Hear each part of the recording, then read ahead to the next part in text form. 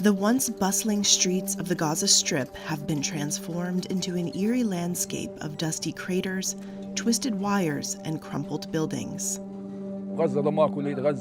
After a year of Israeli bombardment following Hamas's October 7th attacks, the densely populated enclave, with a pre-war population of 2.3 million, has been pulverized.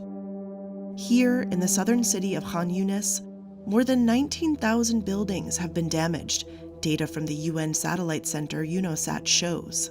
It is the second worst affected area. The first is northern Gaza. Jihad Shamli, who lost a child in March, has been displaced 4 times since Israel's offensive began. In any city in Gaza, you find rubble in the streets. Every street we enter, we find rubble. Gaza is not a war. Gaza had an earthquake worse than war. We've been through a grinder. Gaza has been through a grinder this year. The destruction we saw, we've never seen in all of history. The other thing, we get the rubble not to build houses, no, but for tombstones and graves, from one misery to another. Hamas attacked Israeli communities on October 7th, killing around 1,200 people and taking around 250 hostages, according to Israeli tallies. Israel says Hamas hides fighters among the general population in Gaza. The militant group denies this. Israel says it will strike Hamas wherever they emerge, while trying to reduce harm to civilians. Palestinian health authorities say more than 41,700 people have been killed since the start of Israel's military campaign.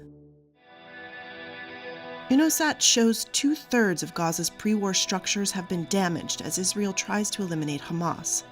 That's a total of 163,778 structures.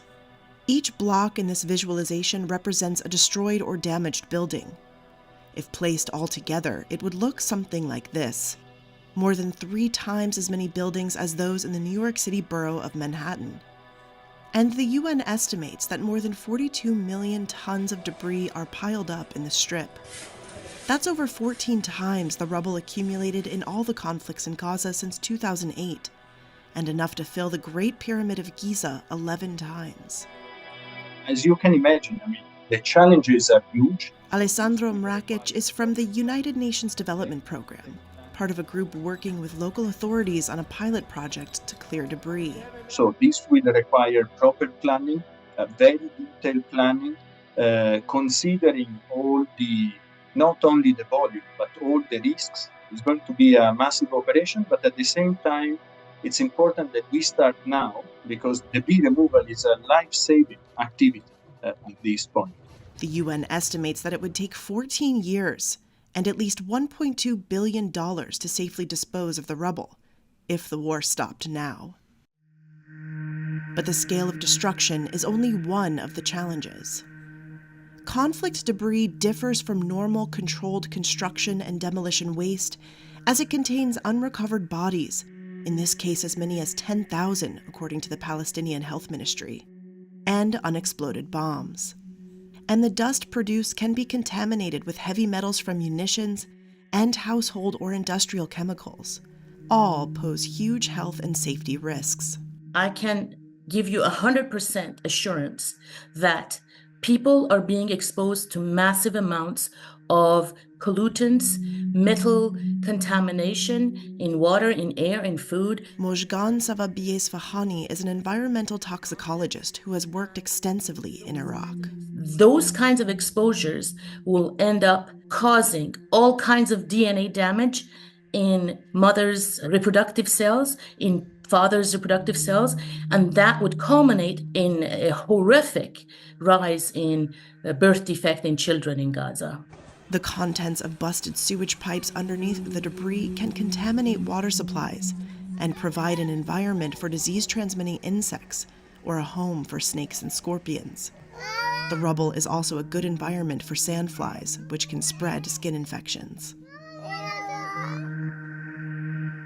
The United Nations Environment Program, or UNEP, estimates that 2.3 million tons of the debris generated in this conflict could be contaminated with asbestos. It is mainly found in the older buildings and structures of Gaza's 8 crowded refugee camps, some of which have been hit.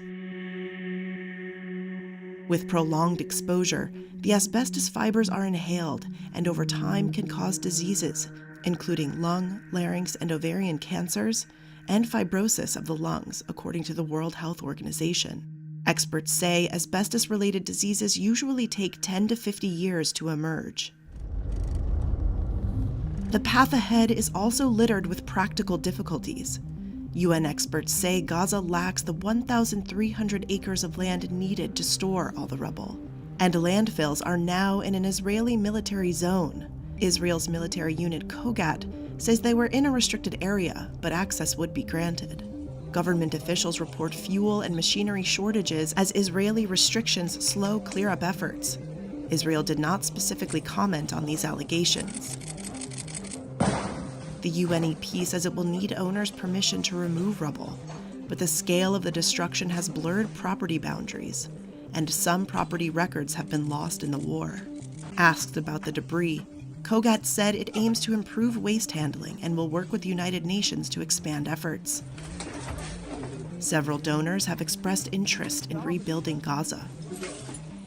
But a UN official who asked to remain anonymous told Reuters that, quote, everyone is concerned whether to invest if there is no political solution in place.